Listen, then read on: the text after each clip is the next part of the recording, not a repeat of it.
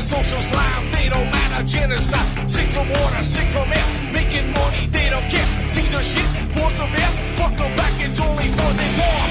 They shoot, they kill, they massacre, rape. They burn the kids, no one leaves countries.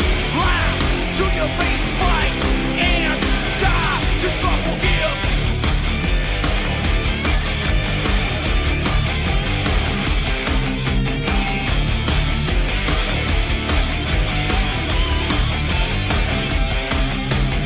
Selling lies and buying time, killing people next in line. Lower class and social side, they don't matter. Genocide, sick from water, sick from air. Making money, they don't care. See their shit, force a bear. Fuck them back, that's only fair. They bomb, they shoot, they kill, they massacre, rape.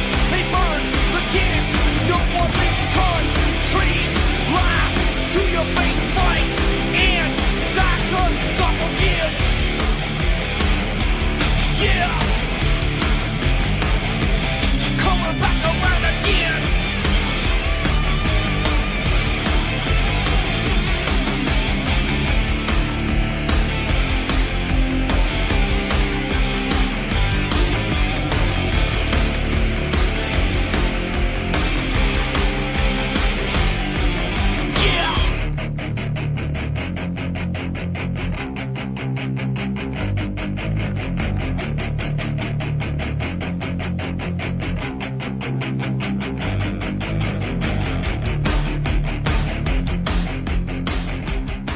Welcome to the show. I'm your host, Ron Stevens. This is Game On UCY.TV. And it's Tuesday, November the 24th, 2015. And we are getting really close to the meeting of the world's psychopathic sociopaths over in Paris. I guess, in a week? And that should be quite the affair. Anyways, I was thinking today, I had to go out of town today, and I was thinking, I was telling the guy I was with that psychological and spiritual war that we're in, and for some reason, the movie Network jumped back in my head, and I brought this up lots in the past, but I haven't for quite a while, so it's time to do it again. And, most people, when you say the movie Network and Mr. Beale, they're spewing off, getting the ratings up for the criminals. The scene that is referred to most often about that movie Network, which was done in the 70s, was just right exact same time they were amalgamating the media to obliterate any independent news sources as they push for their next move. So Mr. Beale, he's belly aching about some multinational taking over the station. And he was trying to alert the people to what this meant. And so anyways, what people mostly remember about a network is the scene or the scenes of where they repeat, I'm mad as hell and I'm not going to take it anymore. And that's the exact scene they wanted you to latch on to. And the people back then should have been mad as hell. This is like the fall of oil crisis time. This is, gearing up. Just had the first conference on human environment in Stockholm, and they were pushing the environmental movement pretty hard at that time. And people should have been mad as hell, but they didn't get the message in the movie, because what I got from the mad as hell part is a bunch of people yelling, I'm mad as hell, and we ain't going to take it anymore, not knowing what they're even spewing. It kind of reminded me of Tea Party and Occupy and Idle No More groups. We got the picket signs out, and we're mad as hell, and we're the 99%, yada, yada, yada. No, it's very, very similar to what was going on in the movie Network. Just fast forwarded a bit. Same basic thing, and what it basically says is that you people have no power, and you just keep doing that. You just keep yelling, "I'm mad as hell." You keep your picket sites going. You keep writing your petitions. Then we know you're occupied, and you're not going to bother us because you ain't got it yet. You're too stupid. So they encourage protests, and they encourage petitions. Like I said, because it gives them an indication that you are still in the dark. The important scene, and if you haven't seen the scene, I highly recommend you go get it. Hell, maybe I can find it while I'm yakking at you. It's the boardroom scene where Mr. Beale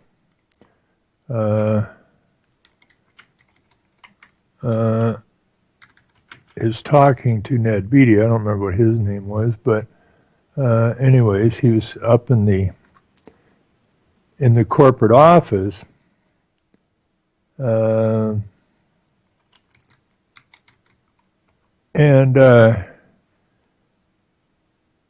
let's see, Truth Network boardroom scene, truth revealed in 1976 movie. Okay. So we'll crack this up, and then I'll put it in the. I haven't seen this scene in years and years, but that's not the point. This is the scene of the movie. This is the only important scene in the entire movie. And I keep saying that we're in a psychological, spiritual war, which we are. And people need to come to grips with that. And the sooner the better. But in this boardroom scene, Beals is called up to the head office and is given a dressing down. It could be Ned Beatty's best ever role.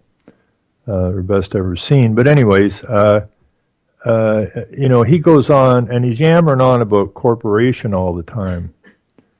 And he gives Beale a total dressing down.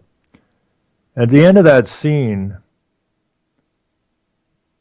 Beale says something to the effect, "I may have just seen the face of God." And I believe Ned Beatty said something to the effect of, "You very well may have, Mr. Beale." And that's the whole point.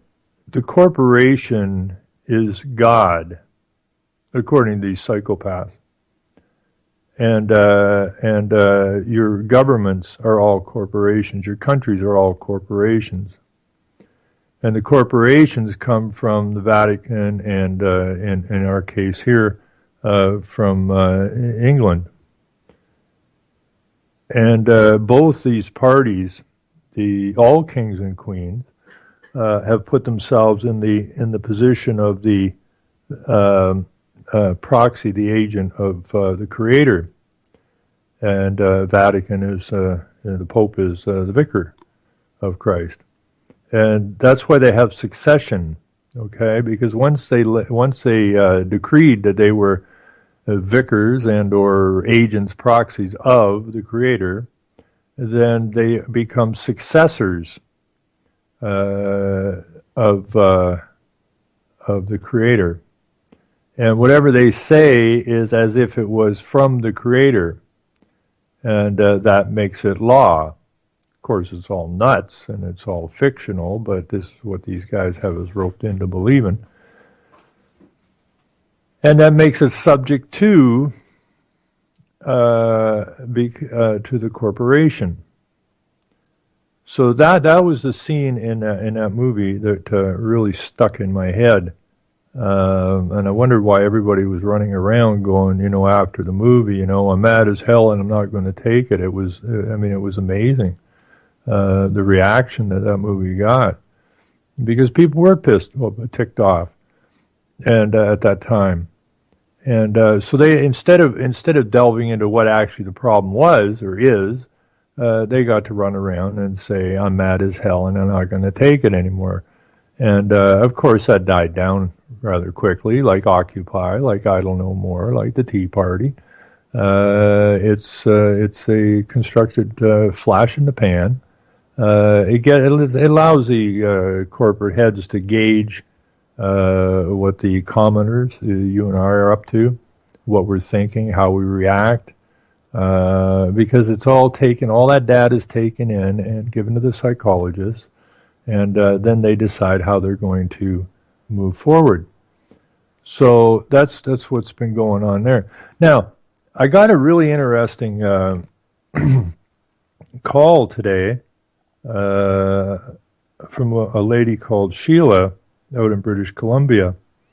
And she gave me her website, which I didn't have my glass on when I wrote this down, but I think it's called Green Vigilantes. I think that's what it's called, .com. And she phoned me and told me that she'd written a book, and she's supposed to send me a PDF of it, again, outing the Green Movement. And, she living in the West Coast where we used to live, and she this is getting really bad out there, and she just calls Elizabeth May of the Green Party a devil, and she's absolutely correct. They're all devils because we're we're in a psychological, spiritual war, and we've given the devils, if you will, free reign for a very, very, very, very long time. And we've been so thoroughly deceived that it's taken a considerable amount of time for people to actually see anything. But thankfully, more people are seeing things a lot clearer, a lot faster than ever before in history, except maybe back in the 1200s when the Magna Carta was signed, and that's when the commoners, referred to as the Villians, they got it and went after the judges and the lawyers. And that's still who the problem is, add in the bankers. And the lawyers and the bankers were the ones that financed the kings and queens.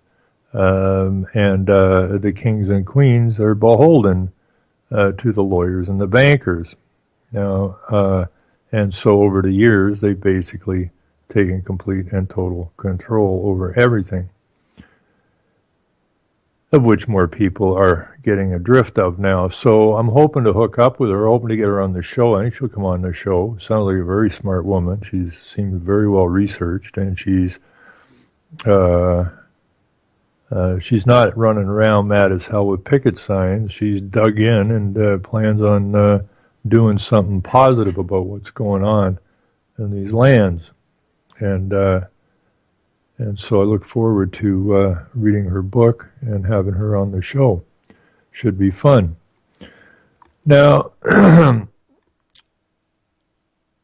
I'll get right straight to ludicrous here, I guess.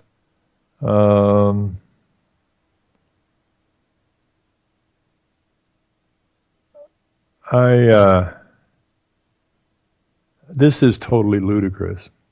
I think this is where I found it. Okay, now this is happening in British Columbia, and I mentioned it to Sheila when she called. I said we were thinking about moving back out there, and she says I wouldn't bother with it. It's over the top out here. So this is climate change warnings appear on Canadian gas pumps. And this is from last Friday, on the 20th. North Vancouver, BC is sought to be the first city in the world to add mandatory climate change stickers to its gas pumps. The bylaw was passed unanimously by City Council, who are all puppets and useful idiots of the UN agenda that was created by the globalists, in a vote Monday night. It was championed by Our Horizon, another one of these not-for-profit groups that called the vote a historic global first.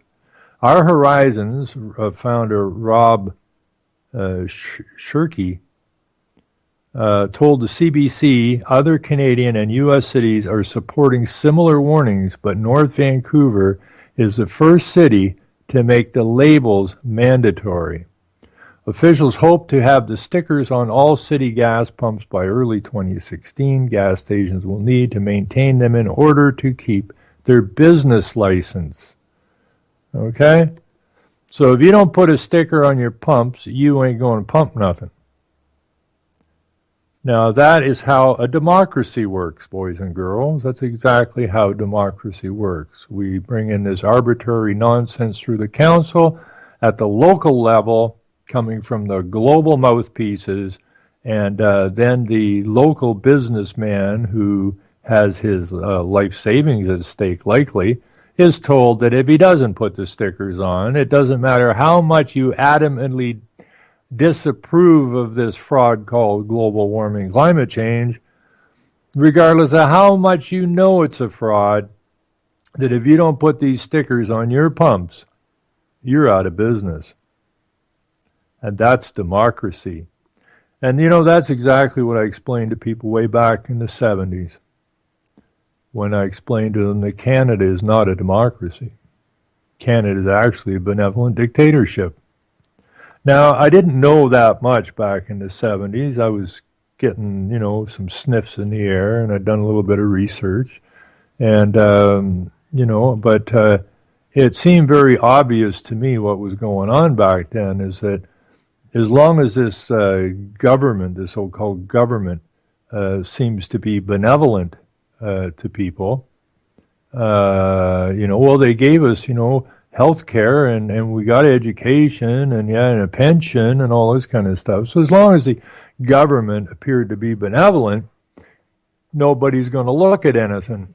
You know, we're a great democracy. We're the world peacekeepers. All this bunk that was flogged at them. And I told them, you know, once elected here, a prime minister can drag this out for 5 years. And really, there is no checks and balances anywhere. They can pretty much do whatever the hell they want. And I said they'll run this until it's time to turn it.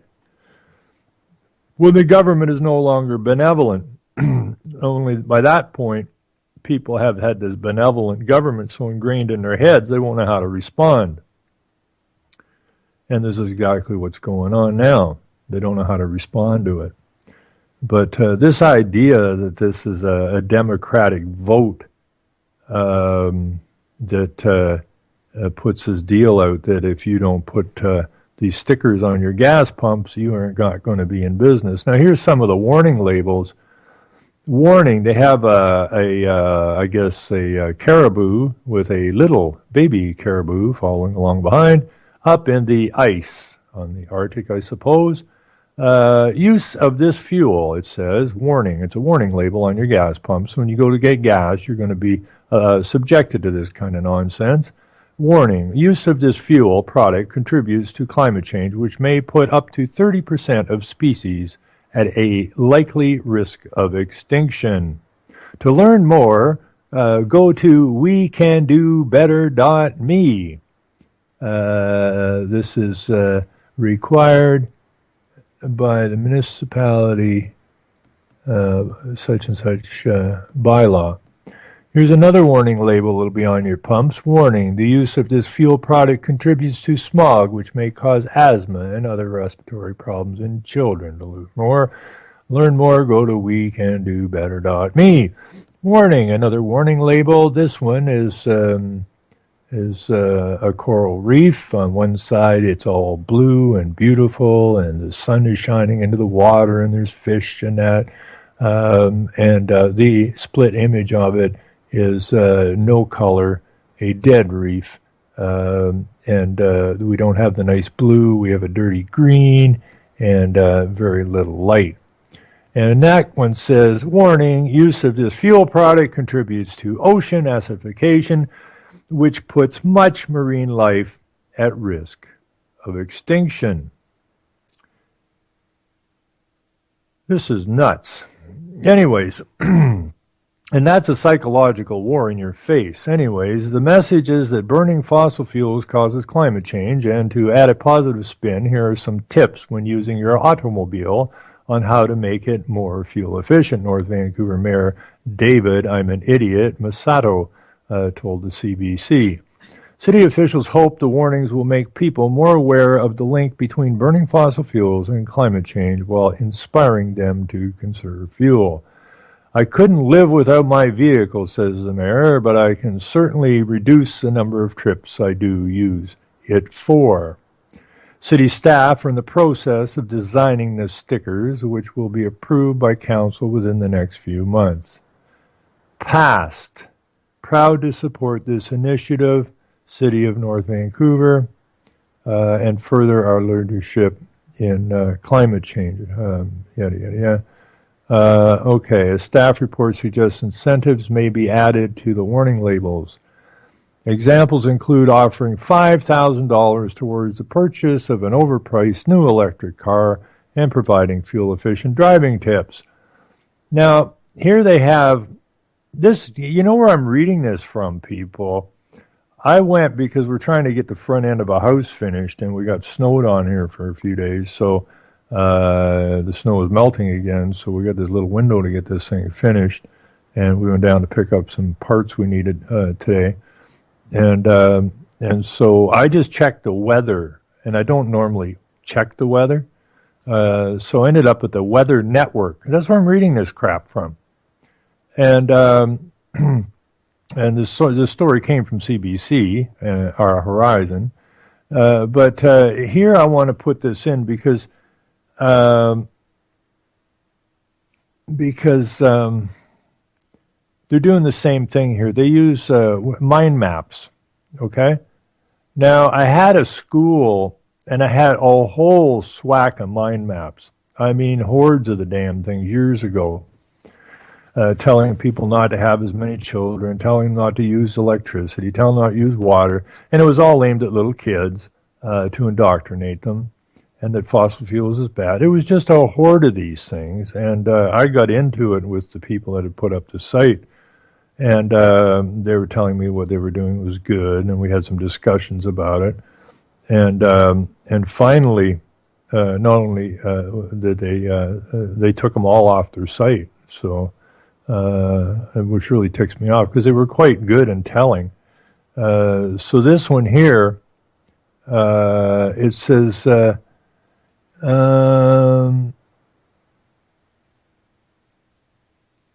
Okay, there's this thing here. You're supposed to change all your road trips.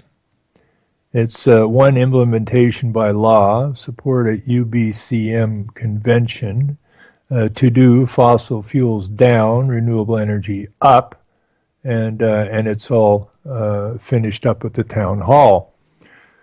So this is the kind of garbage that's being fed to the children, and we need to go after these people because this is, again, it's child abuse. There's no ifs, ands, or buts about it. I'm not going to bother watching. It looks like there's a play button on that mind map, which I'm not going to bother playing right now. What else was I looking for here? Prince Charles, or as Sheila from BC calls him, Chucky. Now, I don't know, where did I find that story? Where did I find that story? Anyways, Chuck, I guess as he's known in British Columbia, Prince Chuck, is yammering on about, let me see if I can go back a little bit farther here.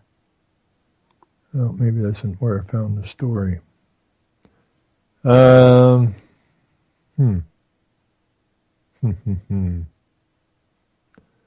Okay, where did I find that story? I'm not 100% sure where I found that story. Well, maybe I found it in one of the papers. Let me run back here and see. Oh, here it is. This here's a story in the Toronto Star. Prince Charles said, are you ready for this garbage? I mean, I can't believe this stuff. You see, the bankers and the lawyers run the royal families. And the Vatican runs the royal family. The royal family is allowed to live in the castle and carry on business as usual so that it doesn't alert people to what the hell's actually going on. So the entire royal family is a bunch of friggin' puppets, except maybe Prince Philip, the Queen's husband, who adamantly wants to come back after he dies as a deadly virus in order to reduce the world's human population, he calls it, because it's a plague upon the earth. Anyways, his son Charlie, both of these guys are in the Privy Council. Prince Charles just recently, and Prince Philip since the Privy Council got really set up. Prince Charles says climate change partly to blame for the horror in Syria. Now, a lot of this stuff that came out of the Rockefeller Foundation, different foundations, universities, which are all funded by these guys, I read lots of documents in the past about how climate change is going to cause civil strife and probably wars. So he's just spinning off on that. Of course, none of it's true, but Charlie has got to say something, I suppose. In an interview recorded before the Paris attacks, the British airhead is what it should say, airhead, just left the head part out, British Air, donkey man, I guess you could call him. The British Air says drought is causing conflict over resources and migrations, not the bombing and the false terrorists. That wouldn't have anything to do with it, Chuck. It must be climate change, huh? Prince Charles, anyways, is from London. Okay, before I get into that, this is a note. I guess it'll say it down farther too. But Prince Charles, in an interview with Sky News, said that years-long droughts caused by climate change had a huge impact on conflict and extremism. Prince Charles, climate change is partly responsible for a series of civil war and the chaos it has unleashed. The heir of the British Crown says, yada, yada, yada. Syria's 4-year civil war has killed two. Are you ready for this garbage? I mean, these globalists just love this stuff. Syria's 4-year civil war has killed 250,000 people and displaced millions and helped the Islamic State group gain territory. Well, wait a minute here. So the Islamic State group has gained territory, which is a Muslim faction. So I guess it's Muslim against Muslim. And now you are going to send all these migrants to the West. You've already sent, what is it, 800,000 or better into Europe. And now you're going to send probably, let's see, Canada's talking about 100,000, 25 to start, which America is 10 times the size of Canada. So we're going to get 100,000. I would suggest you in America ought to brace yourself about 1 million of the buggers. And it's not migrants, it's a force. And anyways, so it's killed 250,000 people, and you got I don't know how many people killed in Afghanistan. It's like they've been blowing that place up forever. I think Iraq, the number was 1 million or better. So these globalists who want to depopulate, they're having a kick out of this. And again, they don't recognize you as people. Charles' interview, anyways, broadcast on Monday, was recorded before the Paris attacks on November 13, claimed by ISIS, that killed 130 people. Charles is due to address a global conference in Paris next week. Beautiful stuff, eh? Beautiful, beautiful stuff. These guys should be pretty much, dare I say, strung up, or at least caged somewhere. Put them in a zoo, and people can come and look at them. Look at the ferociousness of these wheels that have caused so much carnage on this planet. Anyways, Ottawa pushes deadline to resettle 25,000 refugees until February.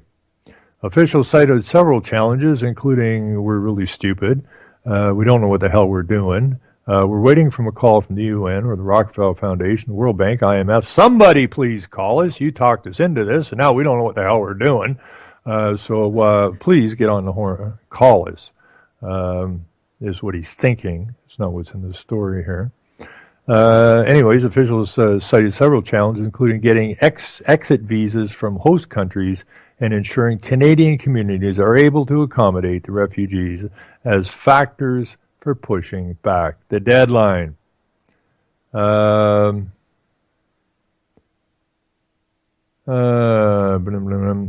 Let's see here. What else we got? What time is it? 31? I don't know.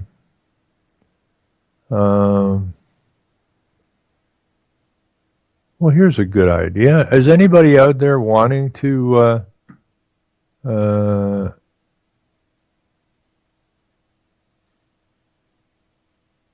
does anybody out there want to sponsor a refugee? If you do, just let me look at this really quick, because apparently there's a way to do it. Syrian refugees, how to sponsor one. Individuals and group have assumed much of the burden of bringing refugees to Canada. Here's how you can help. This is marvelous. I think I'll sponsor some. Private sponsored refugees will form around 40% of the 25,000 people from Syria that the Liberal government plans to settle in Canada by February. If you want to become a refugee sponsor, here are the steps you need to take. Now, this may vary in the United States or Australia, but I'm sure because everybody's working on templates anymore, I'm pretty sure it's pretty much the same. Canadians can volunteer to support an individual or family for 1 year. You can collaborate with friends, neighbors, colleagues, professional organizations, and social clubs to commit the time and money required. The website of Lifeline Syria Refugee Sponsorship Group recommends private sponsors join together in groups of 5 or more. You will need to work with others to share the task and support the refugee family to successfully settle here, the website states. Usually, anyone who wants to sponsor a refugee would have to make sure the lead applicant in the group of refugees he or she is sponsoring has refugee status already. But the Canadian government has temporarily exempted Syrian and Iraqi refugees from requiring refugee status before a group of 5 private persons can submit an application.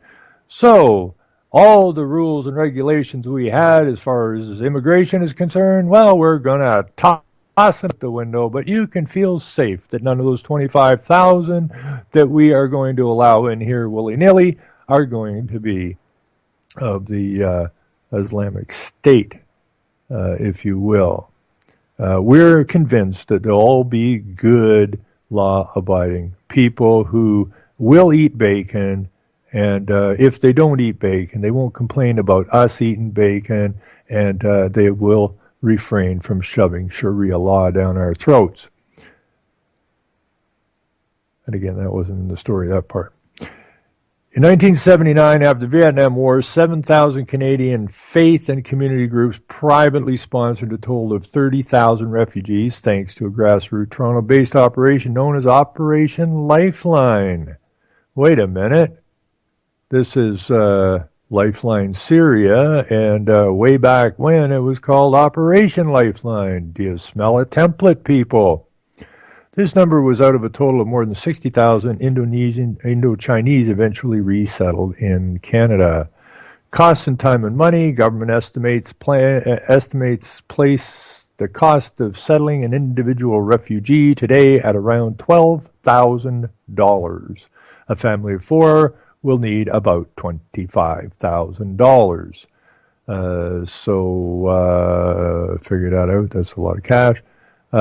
Speaking to the Star in September, Lifeline Syria chair Ratna Umdivar said she thought the estimates are conservative considering what the cost of living in the GT amounts to. The organization's website puts the cost of housing a family of four at closer to $27,000. Like $2,000 makes any difference? The Liberal government of Ontario said they were going to bring in 10,000 refugees and they were going to put in $10 million. That's $1,000 a head. That ain't going to work. But that doesn't matter. You're not supposed to look at the numbers. But Umdivar said the money rarely becomes a problem. People fixate on the money, she said. Yes, you have to raise it, but that's not difficult. You have to commit the time. There's a real commitment from private sponsors. Although it is a considerable obligation to take on, the Lifeline Syria website notes, sponsoring a refugee family from Syria will probably be something you will be proud of your entire life. So jump on board and sponsor a Syrian or Iraqi refugee. Don't ask why they're refugees, people. Do not ask why they're refugees. They're just refugees. And yes, they became refugees because we set up terrorist groups and we bombed the living snot out of them. And we purposely displaced them and we killed most of their family members. And now they're definitely refugees. So open your loving arms and sponsor one today. It's really making me want to puke, but such as it is. So that's how you sponsor a refugee if you live in Canada. Canada's willing to throw out the rules, not unlike what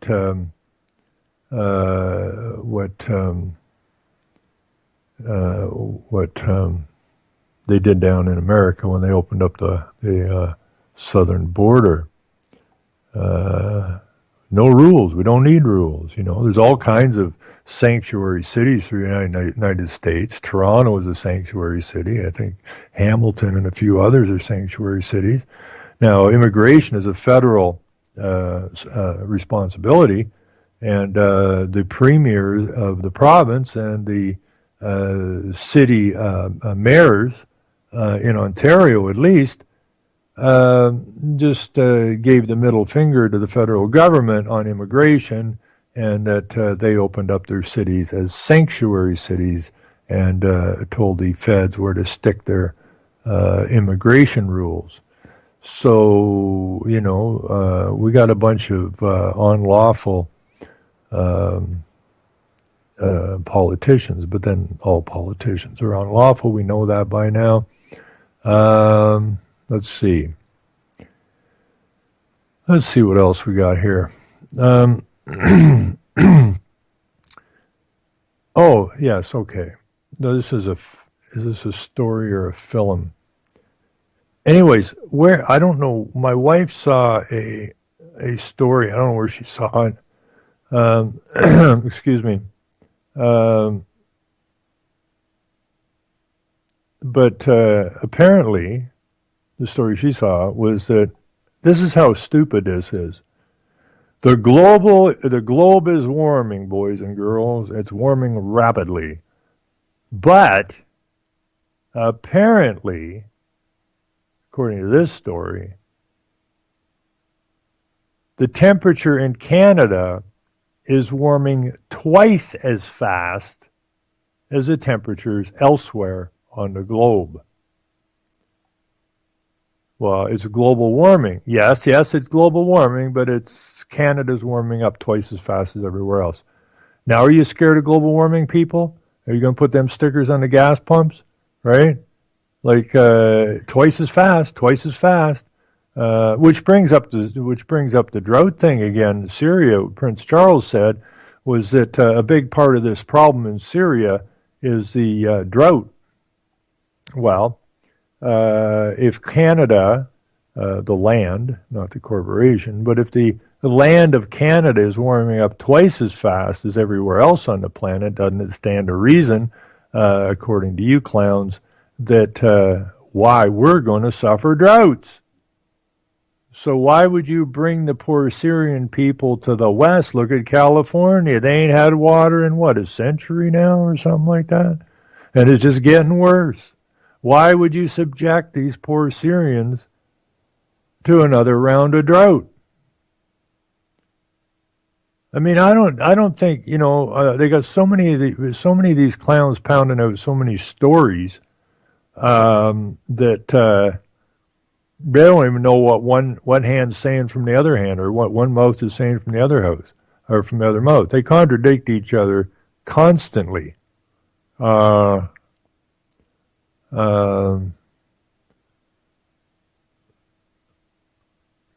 got so many homeless here for such a small population that the idea of bringing a bunch more immigrants in, especially people who are made, these migrants are falsely made. It wasn't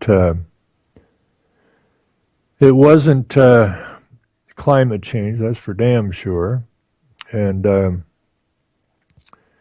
so there we have it. Anyways, I'm going to have to wait till Thursday. I was looking up some words earlier today, and I'm not sure where I got this from exactly. Was the word correction? I'm not sure. But whatever word I was looking at the time, I don't believe it was that. Oh, maybe it was.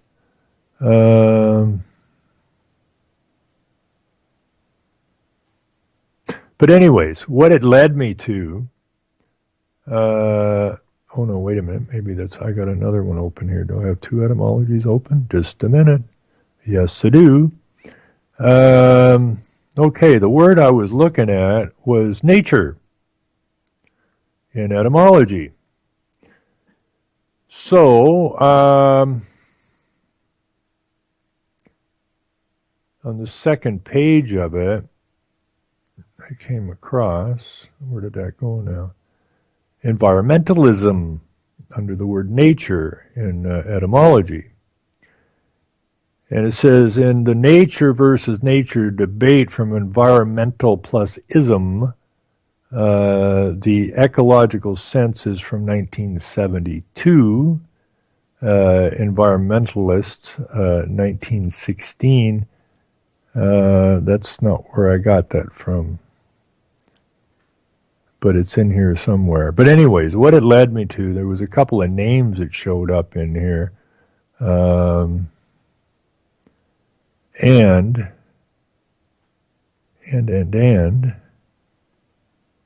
I can't find them now. Anyways, I know where I can get them. Right here. So anyways, I just got to back up a second here. Okay, so what I found was in etymology, or no, maybe I didn't. I found it was in etymology. Anyways, I found a phrase, environmentalism 1923, as a psychological theory. Okay, as a psychological theory from 1923. Now, what this is pretty damned interesting stuff, and I'm going to stick this in the chat because I'd like the listeners, and I'm going to put this in the chat. And what I'd like people to do, if they have a few minutes, is take a boo at this and follow some of the names around and I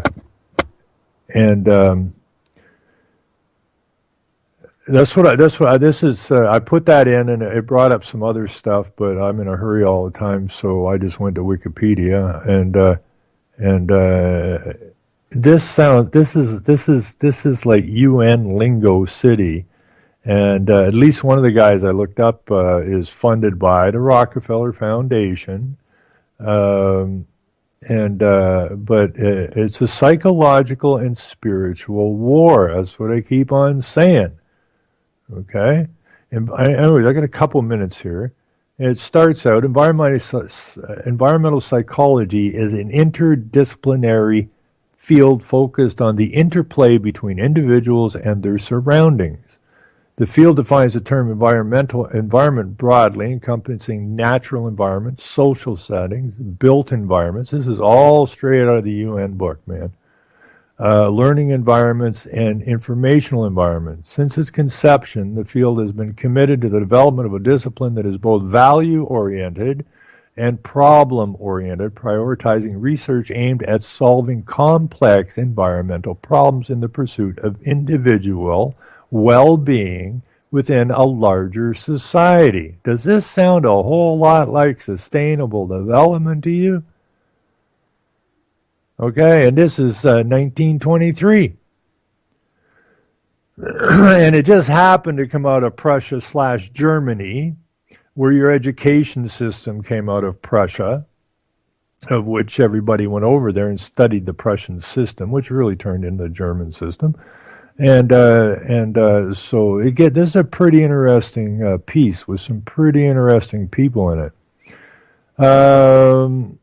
Anyways, when solving problems involving human-environment interactions, whether global or local, global to local, one must have a model of human nature that predicts the environmental conditions under which humans will behave. Behave yourself now. Don't use electricity. Don't use water. Live in a little house by a railway track. Now behave yourself. I added that part. This model can help design, manage, protect, and or restore environments that enhance reasonable behavior, predict the likely outcomes when these conditions are not met, and diagnose problem situations. The field develops such a model of human nature while retaining a broad and inherently multidisciplinary focus. It explores such issues as common property resource management, wayfaring in complex settings, the effect of environment stress on human performance, and the characteristics of restorative environments, human information processing, and the promotion of durable conservation behavior. The multidisciplinary paradigm has not only characterized the dynamic for which environmental psychology is expected to develop, it has also been the catalyst in attracting other schools of knowledge in its pursuit, aside from research psychologists, geographers, economists, landscape architects, policymakers, sociologists, anthropologists, educators, and product developers have all discovered and participated in this field. In other words, everybody's on board with this fraud. Although environmental psychology is arguably the best known and most comprehensive description of the field, it is also known as human factors science, cognitive ergonomics, ecological psychology, environmental behavior studies, and person-environment studies. Closely related fields include archaeological psychology, architectural psychology, socio-architecture, behavioral geography, environmental sociology, social ecology, and environmental design research. This is what's been going on behind your backs. Okay, you're rats. You're an experiment. Okay, they're experimenting on you. How do we get the rats to do what we want? Anyways, let's see what time. I've got a couple minutes yet. History. The origins of this field of study are unknown. However, Willie Halpak is said to be the first to mention environmental psychology. One of his books, Geopsyche, discusses topics such as how the sun and moon affect human activity, the impact of extreme environments, and the effects of color and form. Among the other major scholars at the roots of the environmental psychology were Jacob von, I can't say the last name, Kurt Lewin and Egon Brunswick. Now, I think they're all Jews, and later Gerhard Kaminsky and Carl Friedrich Grauman. The end of World War II brought about a higher demand for developments in the field of social psychology, particularly in the areas of attitude change, small group processes, and intergroup conflict. This demand caused psychologists to begin applying social psychology theories to a number of social issues, such as prejudice, war, and peace. It was thought that if these problems were addressed, underlying notions and principles would surface. Although this period was crucial to the development of the field, the methodologies used to carry out the studies were questionable, no doubt. They're still questionable. It's a fraud. At the time, studies were being conducted in a laboratory setting, which caused some doubt as to their validity in the real world. Well, let's see, where do you do all the climate science in a laboratory? Consequently, environmental psychologists began to conduct studies outside of the library, enabling the field to continue to progress.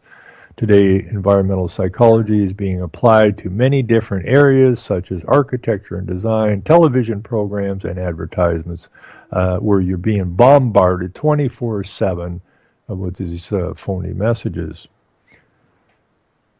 So I'm just going to continue as till we run out of time, and we'll stick it in there. And I hope people take a look through this. I went to look at some of the names in here, and I think the last one I looked at was Egon Brunswick, and he was definitely funded by the Rockefeller Foundation. And they talk about in here, how they, if I can find that really quick. Okay, here it is. It's right here. Problem-oriented environmental psychologists in a direct study of the relationship between an environment and how that environment affects its inhabitants. Specific aspects of this field work by identifying a problem and through the identification of said problem, discovering a solution. This is a problem, reaction, solution. Now, I did have an interview with, I forgot what her name is now, who was an environmental planner, went through school for it, and couldn't believe the bull crap that was going on, because what they're teaching the kids in university is to create problems. Even if there is no problem, just make one up. And once you've identified the problem, real or otherwise, then you must find a solution to said problem. And once we have a solution that we want, then we get the media and the schools and everything else and the preachers and the teachers to create the reaction, of which brings the people to the solution, which we already planned on. We've already predetermined the solution after we discovered the problem. Therefore, it is necessary for environmental psychology to be problem-oriented. The problems identified by environmental psychologists affect all members of society.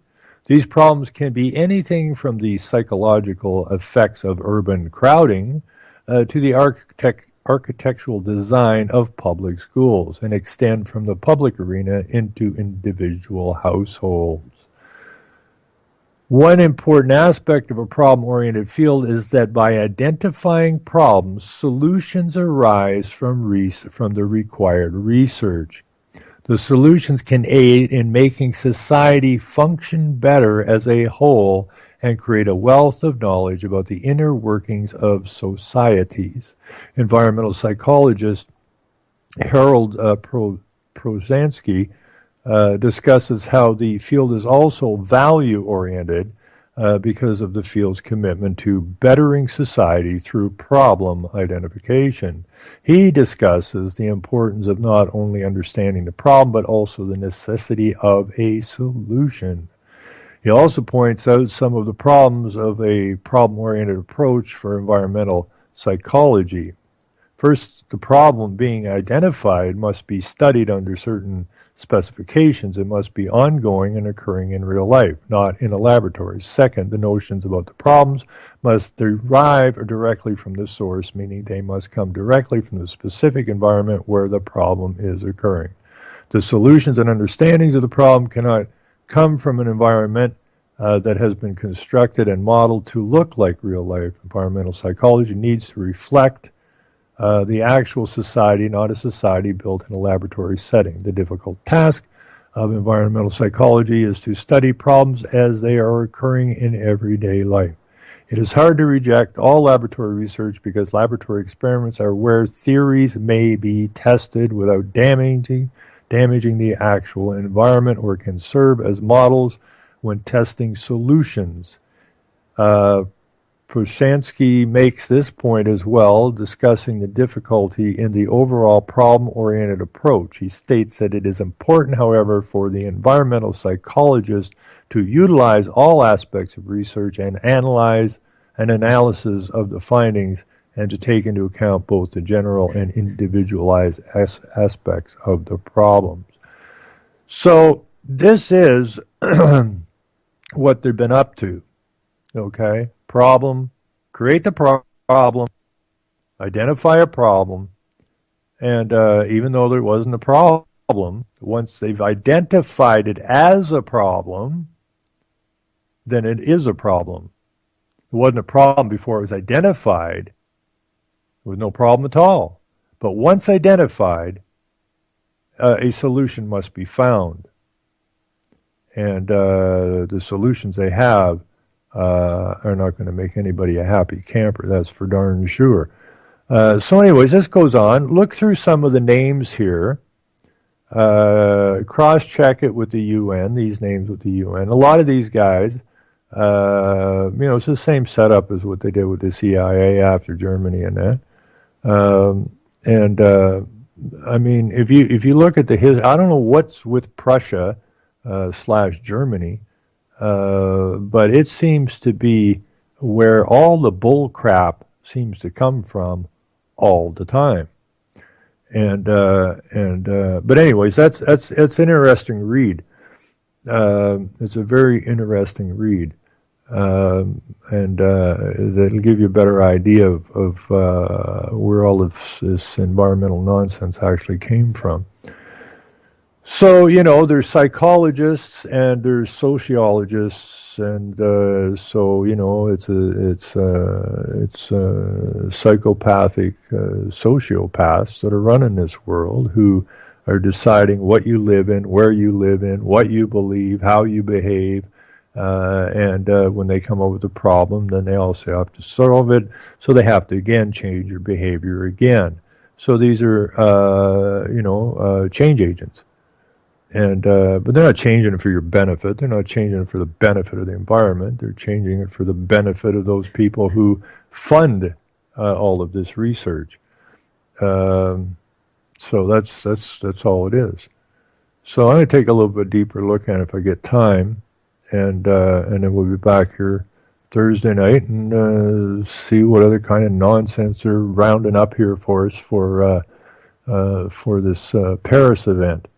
Hopefully, the people of Europe flood into Paris and gather these clowns up and arrest them and put them in cages.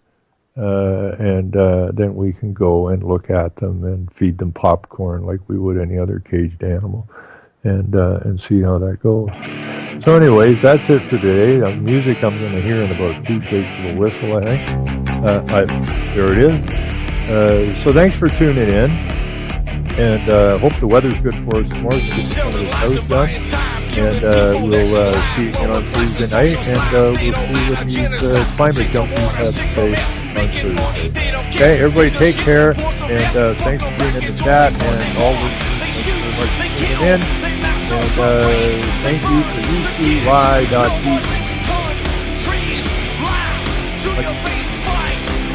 Take care, everybody.